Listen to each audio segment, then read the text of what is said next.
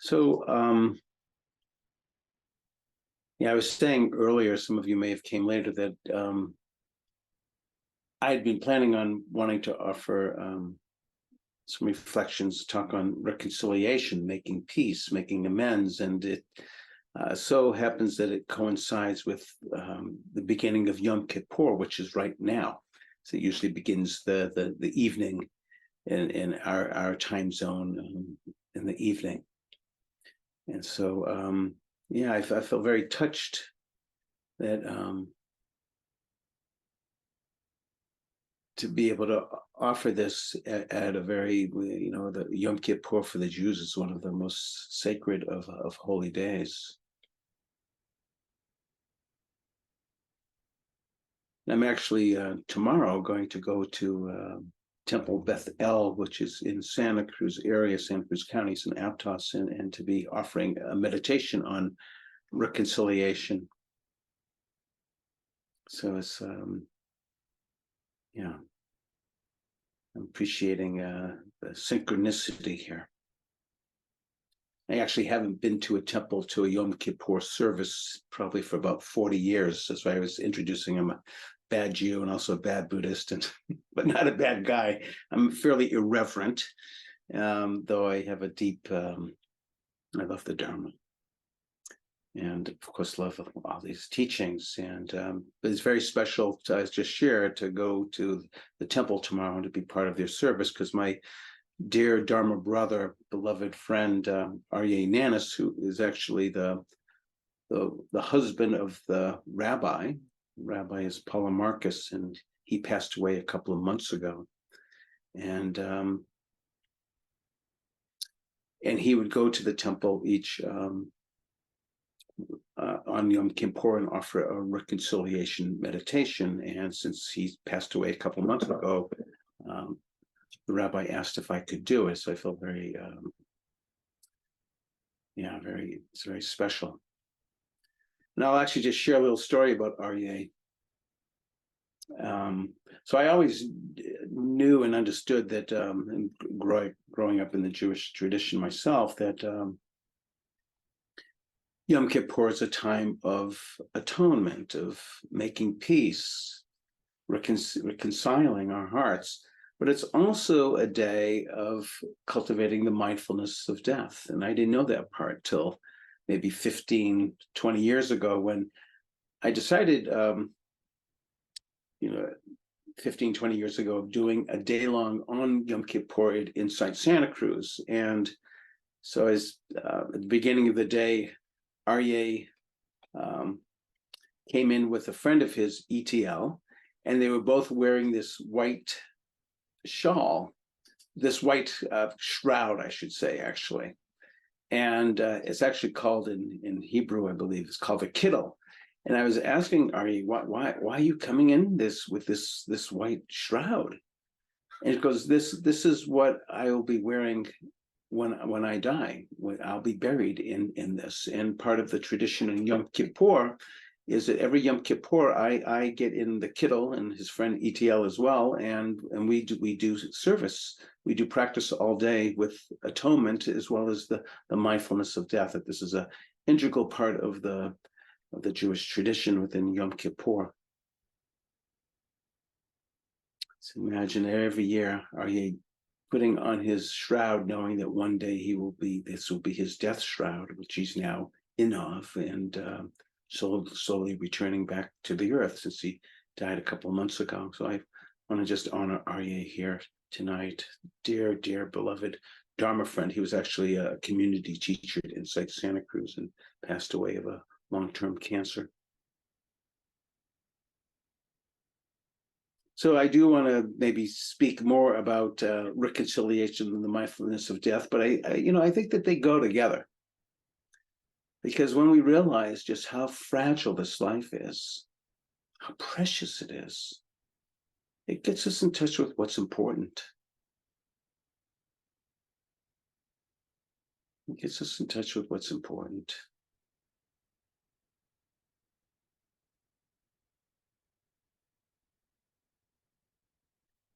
And I have one of my aspirations in life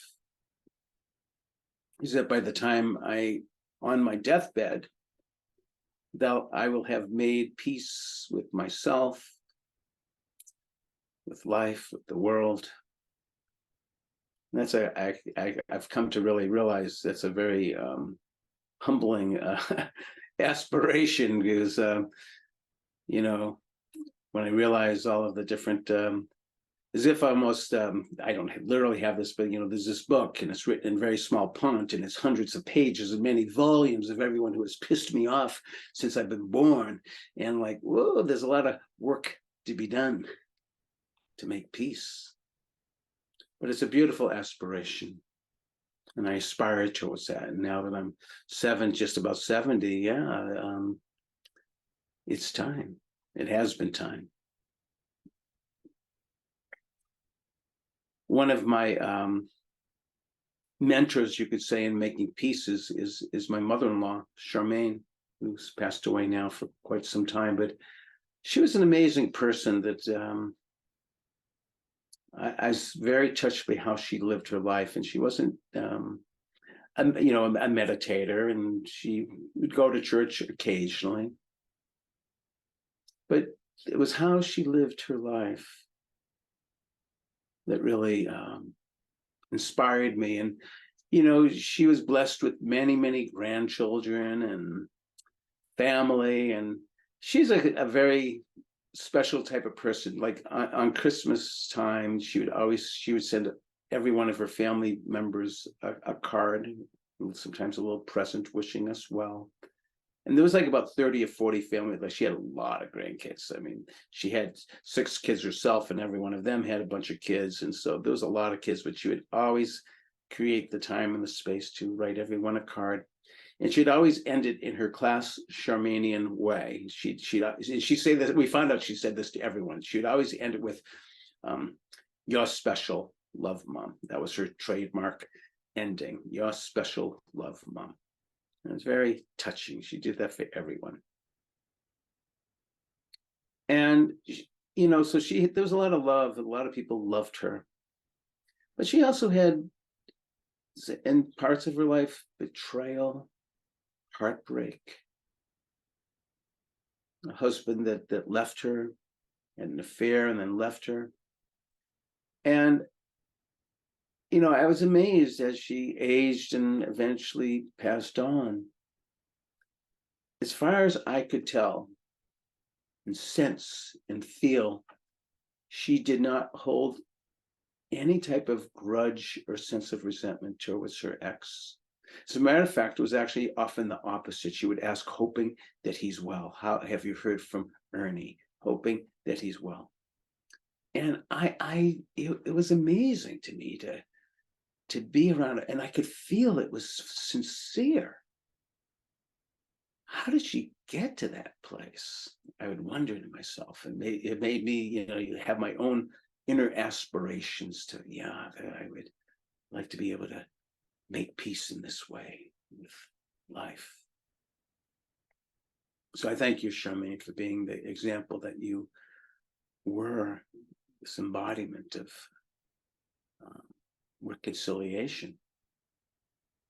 And it does feel to me that, as Dharma practitioners, or wherever you are on this path, that as our practice and, of course, our age matures, making peace seems really important. No doubt the practices of awakening are paramount, and to begin to see through the conditioning, the stories that have held us back, and the tastes of freedom, of the lessening of greed and hatred and ignorance are supreme. It also feels, and it's interconnected with this journey of making peace with our own hearts, making peace with this life, particularly as we mature, begin to see the places that we're perhaps still holding back, still having grudges, still having resentments. And so this is to me, a very important work. Important work, important practice.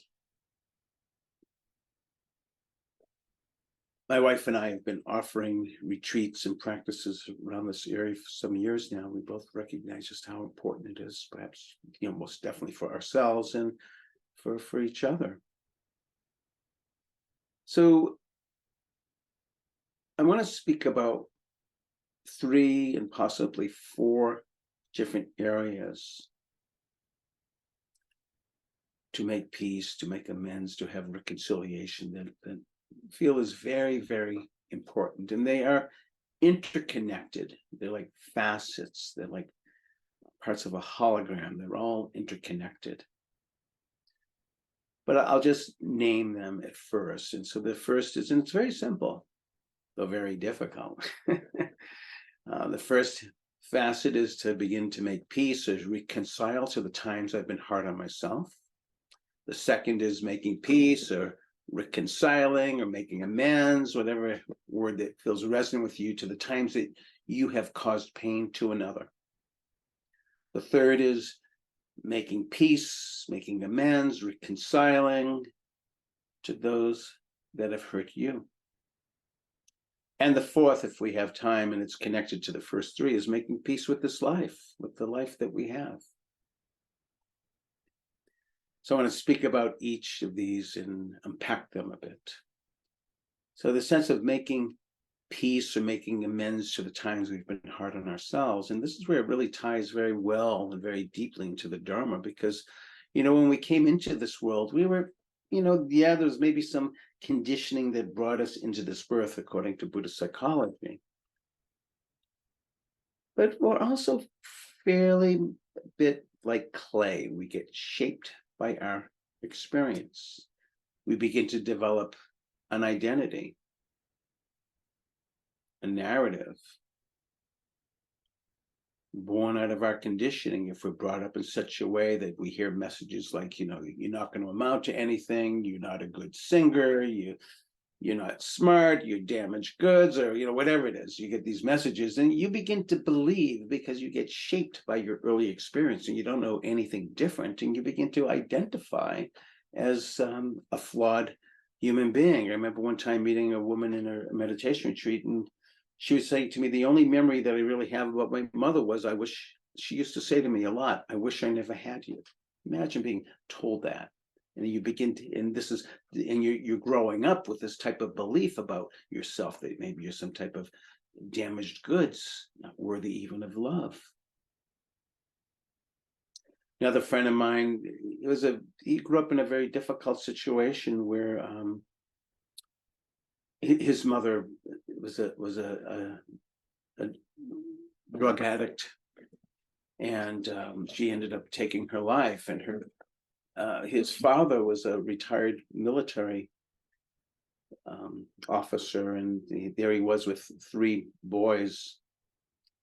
My friend, being the youngest and tall and kind of clumsy, living in a small apartment, and every now and again things would get knocked over, and he was very frustrated. Of course, he's probably the father's feeling his own sense of grief and despair and all that's happened. And so he used to sometimes call him a name. And you probably have heard of the children's story, King Midas, and everything you touch turns to gold. He was called the opposite, King Minos. Everything you touch breaks. Imagine being called that type of thing. Fortunately, I want to say that my friend has done tremendous healing in the journey of his life. And you could say he's more like King Midas now. He's beautiful being inwards and done a lot of good in the world. But we're brought up in such ways that it might be very difficult for us to begin to make peace with ourselves, because we're so hard on ourselves, so critical. And the thing is that this was learned. And what's powerful is, and particularly with the teachings of the Dharma, is that as we become more aware and we begin to understand and see more clearly what it is that we've learned, we can potentially begin to unlearn what we learned. Awareness plays such an important role. Because when you think about it, when we really came early into the world, we were very sovereign. We were full of ourselves. We didn't care what other people thought. And I'm reminded of that now as a grandfather with 2 grandsons, and I have a three 3-year-old grandson, and then a 5-month-old grandson, and particularly those youngins, the infants. Like, I love hanging out with them because they don't really have a lot of, they don't get down on themselves. It's great to be around my great. Like, I could bring my 5-month-old grandson here right now, and if he wanted to take a poop in front of you all, he'd just do it. And he wouldn't even care what you thought. You want to pee, you'll just pee. You want to throw up, you'll throw up. If you want to laugh, you'll laugh. If you want to cry, you'll cry. Like, and like, we don't get worried about this. Like, babies are just being babies. That's what they do. And it's so beautiful. There's a sense of innocence, a sense of sovereignty. But what's happened along the way? That we were humiliated, we were shamed, made to feel small or inadequate or deficient, not beautiful, not competent. And we begin to close, wounded. And so this making peace to the times we've been hard on ourselves is becoming more aware of the conditioned mind that actually has very solid beliefs that we are not enough. Such solid beliefs that they almost feel, when you believe them, that they're like cement, that there's been a jury and there's been a life sentence and you have been convicted and there's all the evidence and there's nothing else but just this sense of an inferior being. And this is the gift of the Dharma and mindfulness practice, so we can begin to awaken and begin to see these inner narratives and stories and beliefs and identifications, and begin to see that they're holding us at times hostage. So this journey of beginning to make peace to the times I've been hard on myself is really a journey of beginning to investigate the workings of our own mind and these identifications and stories and narratives and beliefs. And of course, when we came into this world, we didn't have any prejudice, any bias on skin color, sexual orientation, gender identification, political affiliation. This is all learned. But the beauty of our practice is that if we can begin to see what it is that we've learned, we could begin to unlearn what we learned. So there's hope. And if there's anything that's going to save us from ourselves in this world, it's awareness and love. It's a very humbling comment from an astronomer, Carl Sagan. He was part of a project that, with a satellite Voyager, when it was around Pluto, which is kind of far away from us, the planet Pluto, they were able to take a picture at Pluto, looking back at the planet Earth. And the essay that Carl Sagan wrote is called The Pale Blue Dot, because when you look at the planet Earth from Pluto, he says it's like a piece of dust suspended in a sunbeam. That's how small we are. And yet on that little dust lived everyone who ever lived their lives. Those who tried to assert their power and whatever, all the sinners and the saints, everyone lived in this little tiny speck of dust, like a piece of dust suspended in a sunbeam. But he goes on to say, astronomy is very humbling, because when you look at that picture and then you look at the vastness, it really, that's here in this universe, it appears that there's no one really out there to save us from ourselves. It's up to us. So again, I think the practices of awareness, of mindfulness, and of love can help us to see more clearly the stories that we've spun, the stories of separation, fear, disconnection, bias. These can begin to potentially not hold the weight and the belief that they once had. We can begin to change. Making peace to the times we've been hard on ourselves, again, is this journey into our conditioning. And it's very powerful. I want to just read you kind of a haunting quote that Carl Jung writes. He goes, "I can feed the hungry and I can forgive an insult. I can love my enemies. These are great virtues, but what if I should discover that the poorest of the beggars and the most impudent of the offenders are all within me, and that I stand in the need of the alms of my own kindness, that I myself am the enemy who must be loved. That I myself am the enemy who must be loved, that I stand in the need of the alms of my own kindness. So this is a big endeavor, this making peace with our own hearts. Begin to unsee this conditioned mind. It's embedded conditioning that's very deep. It happened at the times when we weren't aware, when we were young, and it gets further reinforced and reinforced and reinforced as our life goes on. But as we become aware, we can begin to see that reinforcement. We can see those stories and identifications, and that in those moments of seeing, we're interrupting them. Maybe we begin to see something new. So that's one facet, making peace, reconciling, making amends, whatever word that works for you, forgiving. The times I've been hard on myself. The second facet is making peace, reconciling to those that I have hurt.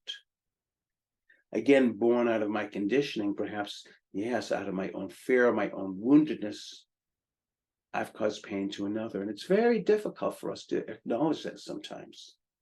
It's perhaps very easy for us to point out all the people who've been difficult in our lives, and we don't realize that perhaps on someone else's list, we might be that difficult person. That's actually a very humbling thing to begin to recognize that there's times where you might be the difficult one to someone else, or you might be the one that has caused some pain to another. So this is another very important area that for me anyways, I'll say, in helping to make peace in the larger scale of things, is to begin to reconcile to those that I have hurt, knowingly or unknowingly, whether they're alive or whether they're gone. Even if they are gone, even if they are alive, yet we're not in relationship with them, we can still heal.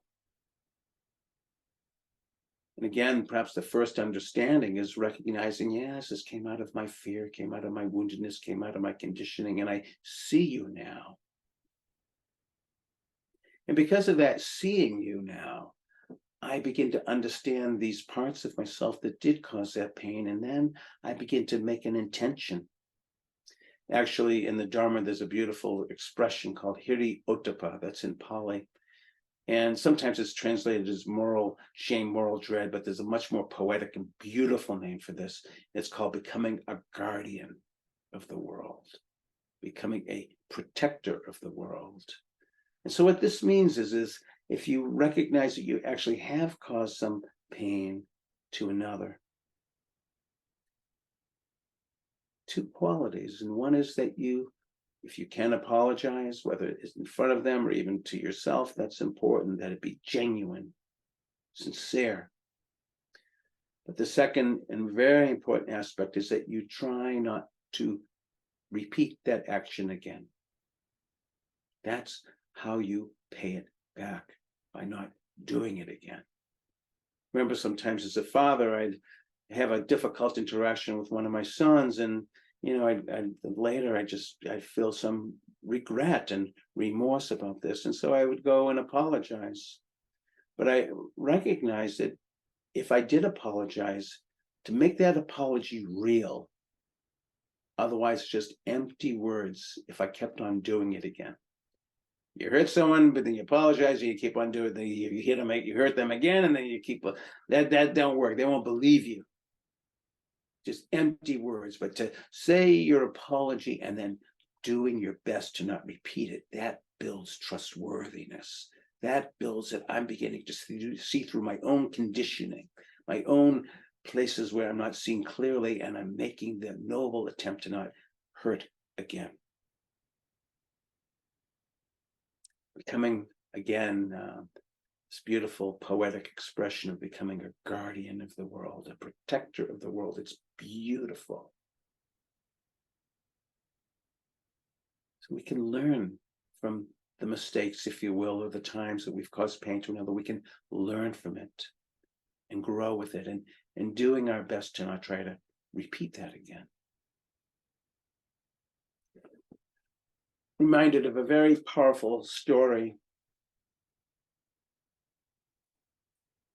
It's kind of like a modern day Angulimala, and Angulimala was there was a story back in the Buddhist time of Angulimala, and Angulimala means fingers on a necklace. And there was a murderer, his name was Angulimala, and he collected thumbs and fingers and put it on his necklace. And not good. And the story goes that he happened to see the Buddha in the distance, and he thought to himself, it would be really great to get his fingers. I'm going to kill the Buddha. And the Buddha had magical powers and read Anguli's mind and performed a magical power of when Angulimala started walking towards the Buddha, no matter how fast he walked, he was still the same distance away from the Buddha. And then Angulimala is getting really upset. Okay, I'm going to run and I'm going to sprint. And so he ran as fast as he could, and he was still just as far away from the Buddha. And finally, Angulimala collapsed to the ground, exhausted, and like, what's going on here? This is crazy. And then Angulimala hears some steps coming towards him. It was the Buddha. And the Buddha said to him, "What are you doing here? This is not the way to peace." Something like that. And in that moment, how the Buddha said this to Angulimala, he entered the stream of the Dharma. He woke up. And he said to the Buddha, "I know that I've had a terrible past. I'm a murderer, but I will not do this ever again. I will not harm any living being." And as a matter of fact, he said to the Buddha, can you ordain me as a monk? And in those days, the ordination was very simple. It was 2 words, ehi bhikkhu, which means come monk. And so now Angulimala is a monk. And so it's an amazing story of retribution, waking up. And then the story continues with him of, and since he was a monk, villages barely tolerated him, and he always got the worst food. But Angulimala never complained. He knew that he had caused so much pain to others.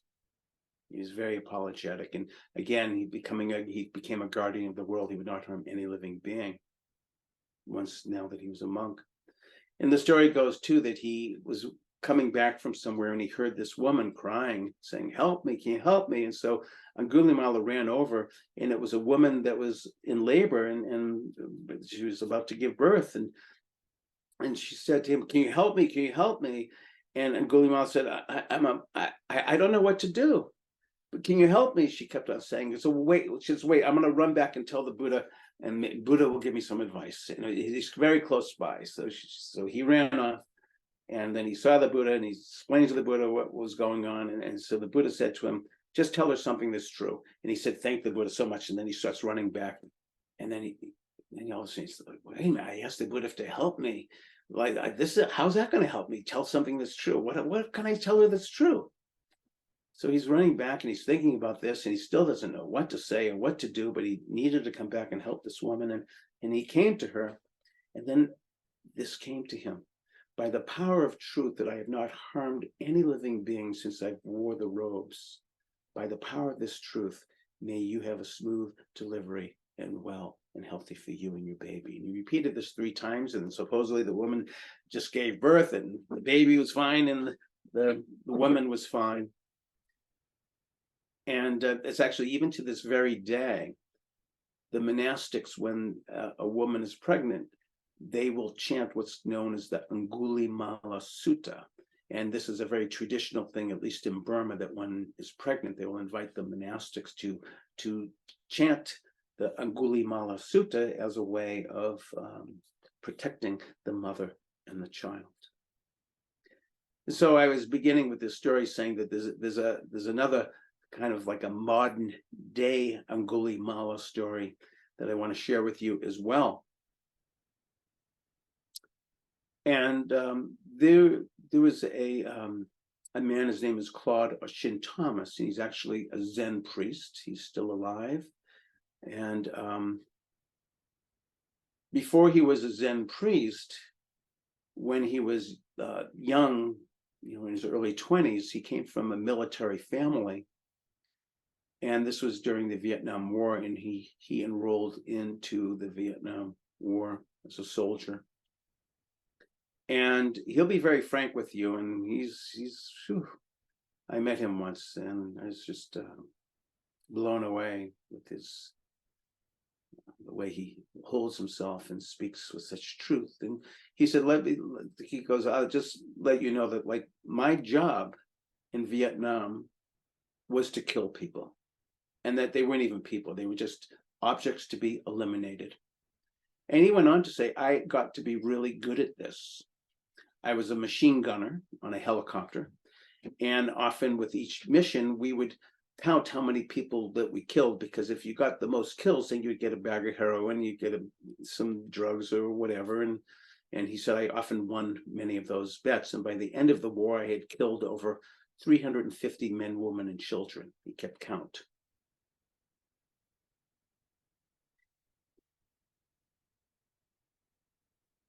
The end of the war, he became a drug addict and homeless, living outside of Pittsburgh, Pennsylvania.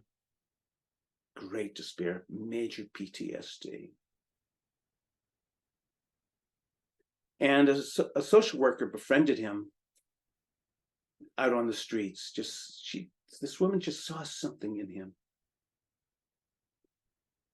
And so she helped him, but he was pretty down and out and continued to use drugs and so forth. He was homeless. And then she came by one day and said, I want you to take this retreat. And he said, no way. And she was pretty determined. So she would come back and bug him. You got to take this retreat. No way. You got to take this retreat. No way. You got to take this retreat. No way. You got to take this retreat. And finally, after a while, I said, like, maybe if I say yes, then she won't come around and bug me anymore. So I said yes. As he went on this retreat, and he came to this retreat, and there he met all these other soldiers similar to him. PTSD and just the wounds of war. And then there was a teacher that was bringing them all together. And the teacher's name was Thich Nhat Hanh. And he was doing a retreat particularly for veterans of war to help heal the wounds of war. Claudius and Thomas began to meditate, and he was so touched. After that retreat, he entered into rehab, began to develop a regular sitting practice.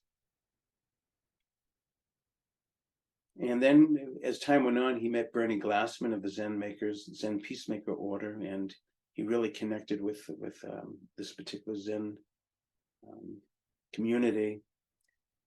And at some point, he asked Bernie Glassman, the main teacher, if he could become a Zen priest. This was after some years of practice, and Bernie knew of Claude's background and thought about it some and said, yes, I will ordain you, but we're going to do it in a place that's very powerful.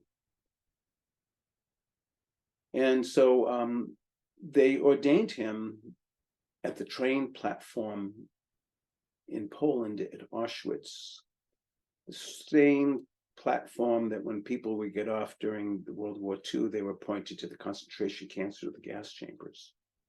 Bernie had also done a lot of work helping to heal the wounds of war with survivors from Auschwitz, and even survivors of children of SS soldiers, trying to help heal the war. So Bernie was very much involved in this peacemaking there. And so he ordained Claudius and Thomas at the train platform in Auschwitz. And Claudius and Thomas has a little bit of a sense of humor, and he said, I took a left, and then I began to walk.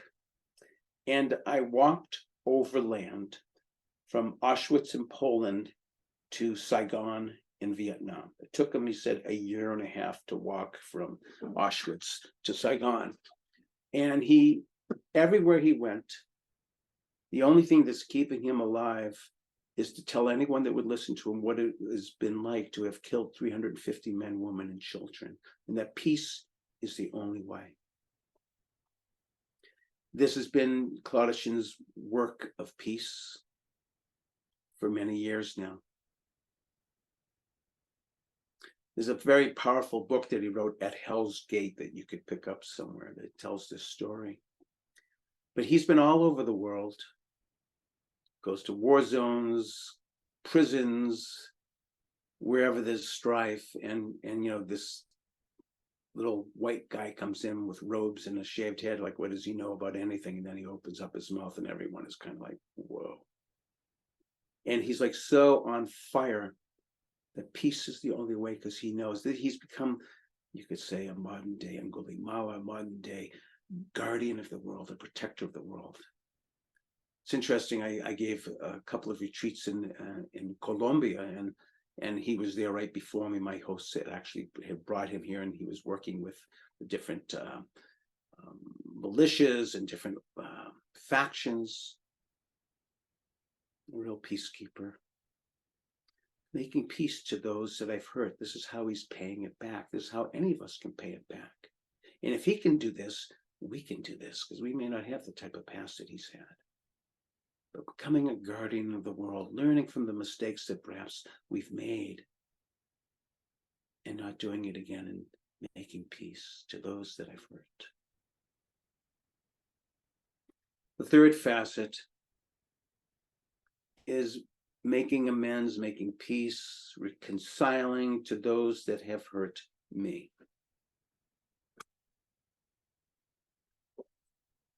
This is not easy by any means, and of course some of us here might have experienced profound trauma, either directly with ourselves or with some people that we know and love, and very difficult to make peace to those that have hurt me. So I want to just name that right up front. But perhaps there's some ways that we can work with it as a practice. And just perhaps as I understand the times I've been hard on myself, born out of my conditioned mind, my story, my narratives, my beliefs that fuel that sense of believing that I'm no good or whatever, and that fuel that sense of, at times I've caused pain to another because of this conditioned mind, my fears, my woundedness. So perhaps I can begin to understand that those that hurt me, that it came from their own conditioning, their own stories, their own narratives. And not that it excuses the actions, but perhaps it brings greater understanding. A number of years ago, I co-wrote a book called Living with Your Heart Wide Open. It was about this sense of the narratives and the stories that we believe, and then the pain that we cause another. And about 6 months ago, I got this letter from a prisoner thanking me for this book. And he went on to say that I've realized that, I think at the time he was like about 56 years old. And he wrote saying that I had a very difficult upbringing. When I was 6 years old, my parents left me. And from that time of 6 on, I've caused a lot of pain to others. And as a matter of fact, he said, this is why I'm in jail, because I caused some pain to another. But he went on to say that I've begun to see this story that I've carried with myself through these years, that's been reinforced. And I actually just been looking for love. I was very touched with this prisoner, just like beginning to see his story, his narrative, his conditioning, and recognize maybe there's another way. But it's not easy to make peace to those that I've hurt. But also, again, in the sense of understanding, I'm very touched with a book that Norman Fisher he wrote a Zen-inspired translation of the book of Psalms from the Old Testament. And in it, he changed some of the language. And often in some of the Old Testament language, they might say a person is wicked, unrighteous, evil, bad. And he changed all of those words to they were heedless, they were not mindful, which I thought was very brilliant. It's this unawareness. So perhaps those that have hurt us, we can understand to some degree of their unawareness. But again, it may not excuse the actions, but perhaps this understanding may help us in some way. But the other part that I think is incredibly important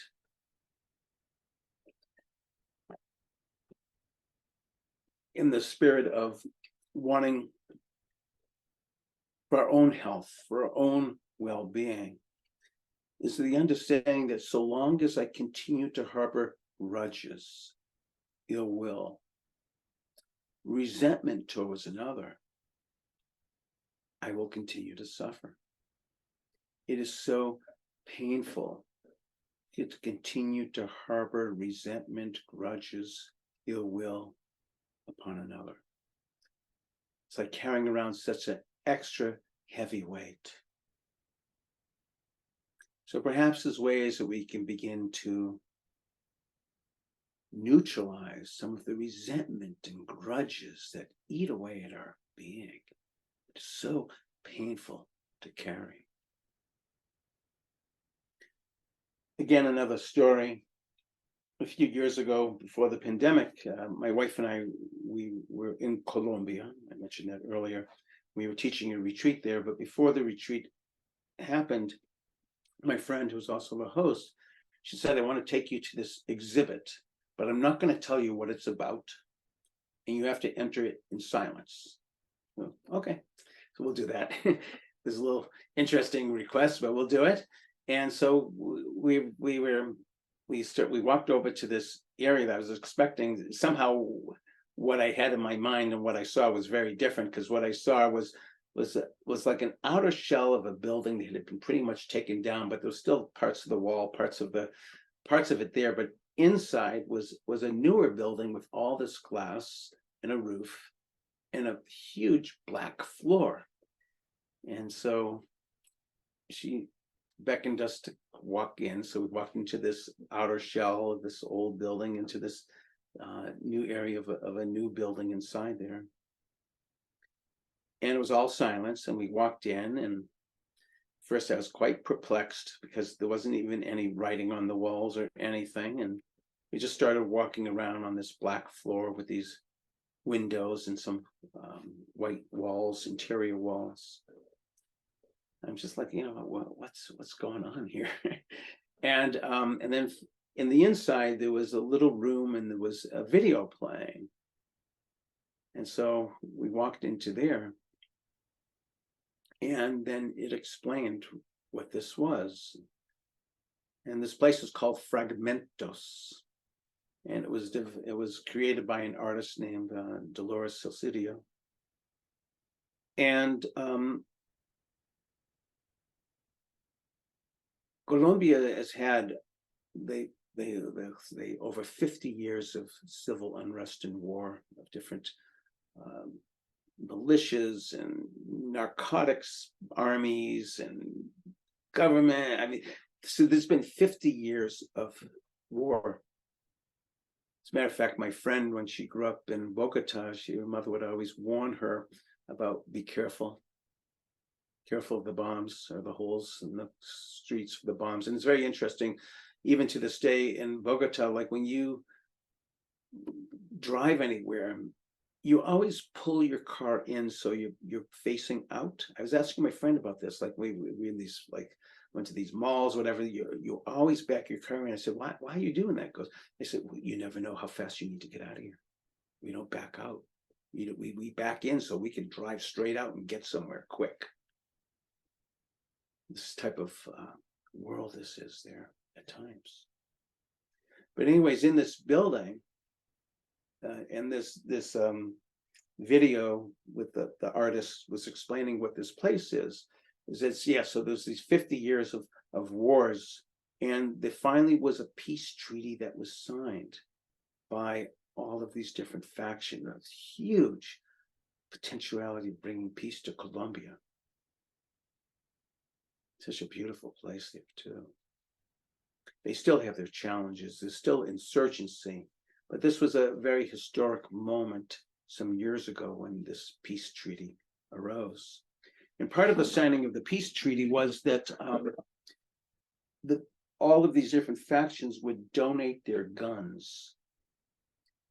And so these guns were donated and they were melted down into black plates. So that black floor that I was walking on was all made of guns, melted guns.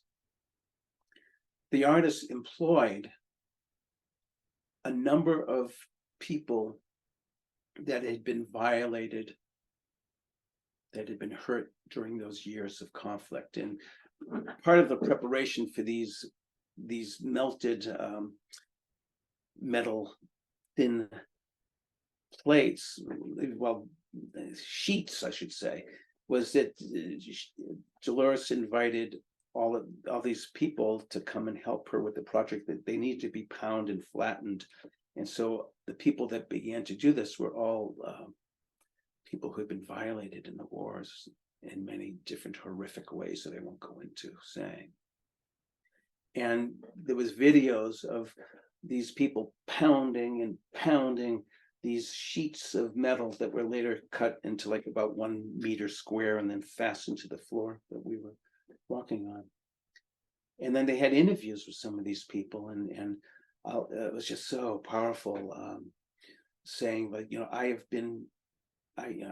explained a little about where I was violated, or my family, and I've been holding this grudging and these resentments for so many years. And she's pounding and pounding and pounding these sheets and saying that this resentment is killing me. It's just, I just can't live with it anymore.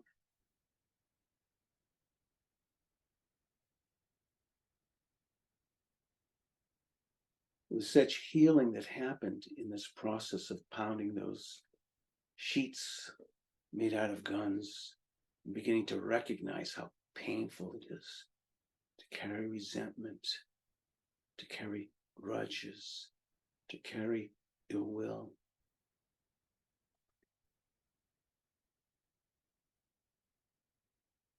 Making peace to the times, even those that have hurt me, or reconciling, or beginning to neutralize this resentment and grudges that is so painful. So it's a practice, all of these.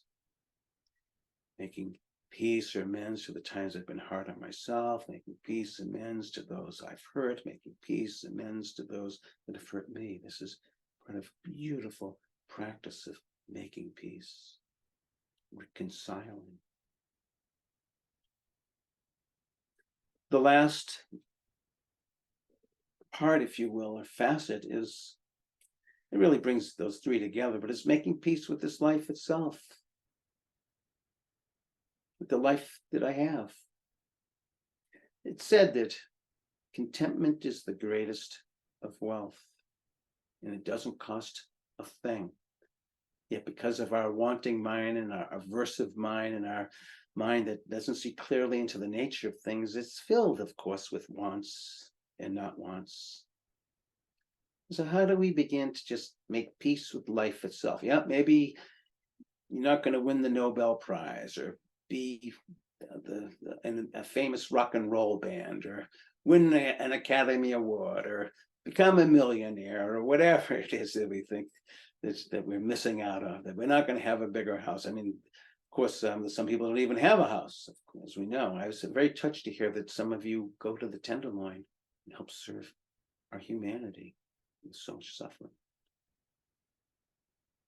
But how do we begin to make peace with the life that we do have, the life that's been given to us?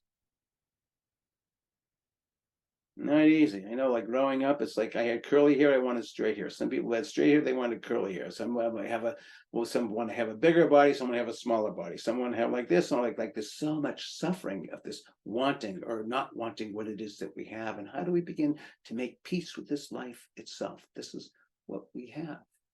How to be grateful. How to have contentment. It's the greatest of wealth.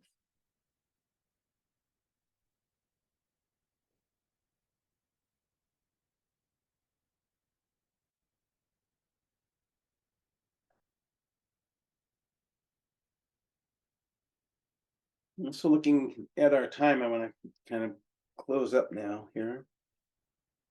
And I'll just end with a little bit of some practice. And then a teaching that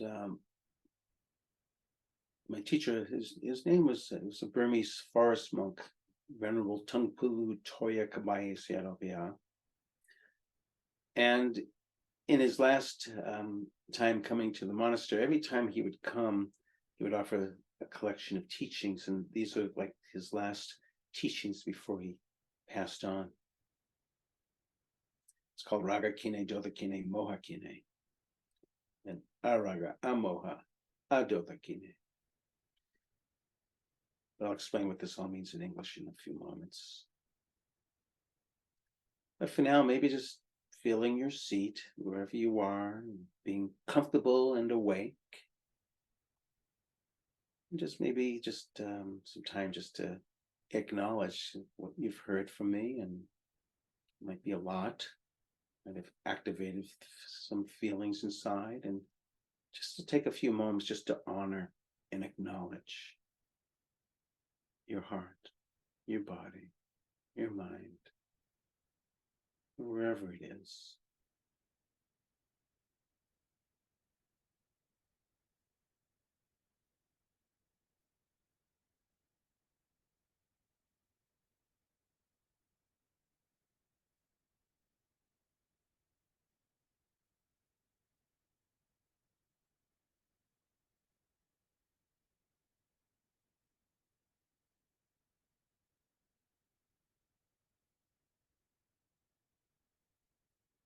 Just to allow whatever is present. If something's come to your heart, if times you've been hurting yourself or to others or others to you, just to acknowledge, and perhaps, this is an area that you might want to work with in your practice, the sense of making peace.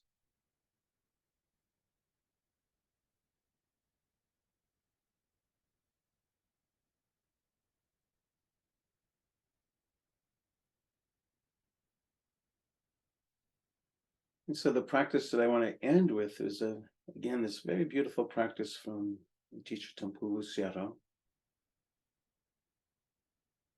And it coincides with the breath. So as you're breathing in and breathing out, breathing normally and naturally, experiencing for those few breaths what it feels like when there's no more greed left inside you. Becoming free of greed. And of course, as you become free of greed, right away becomes this, it helps to support some contentment to some degree. So breathing in, breathing out, and just experiencing that the falling away of any greed or grasping, desiring, wanting. Just experience that in this moment. I used to describe these as like tastes of freedom, that even in the body, you think it's so far away, but in the moment that you experience the falling away of greed, you're beginning to experience some part of liberation. Breathing in and out, the falling away of greed, breathing in and out, the falling away of hatred, aversion, not wanting. So these are the things that bring contentment in the open heart in the mind. The lessening of greed as you breathe in and out. Experiencing it, the lessening of hatred or aversion, experiencing it.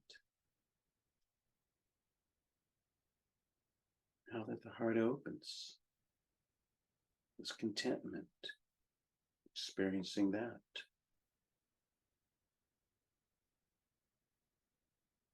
And as you breathe in and out, the falling away of ignorance. So it is said in the Dharma, the three primary causes of all suffering is greed and hatred and ignorance. And with the falling of those is freedom.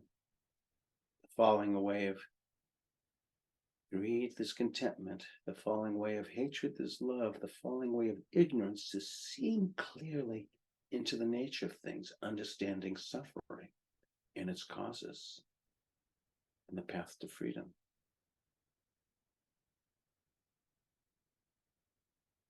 Just experiencing the falling way of greed, giving rise to contentment, the falling way of hatred, giving rise to love, the falling way of ignorance, and seeing clearly into the causes and the ending of suffering. Content with an open heart and clarity of mind and heart.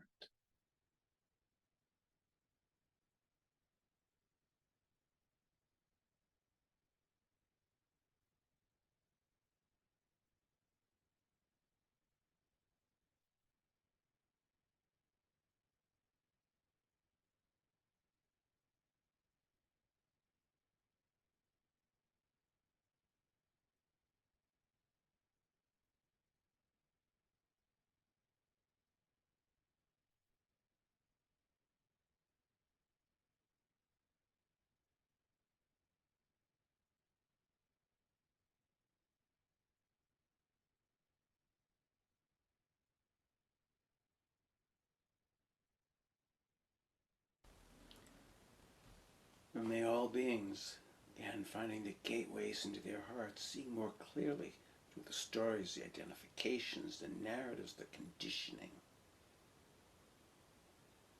May all beings grow with greater wisdom and compassion, and may there be peace.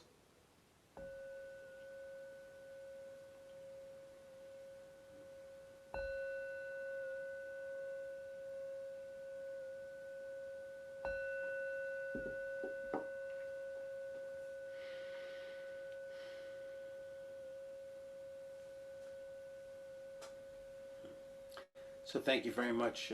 An honor to be here with you all, and wishing you well and always.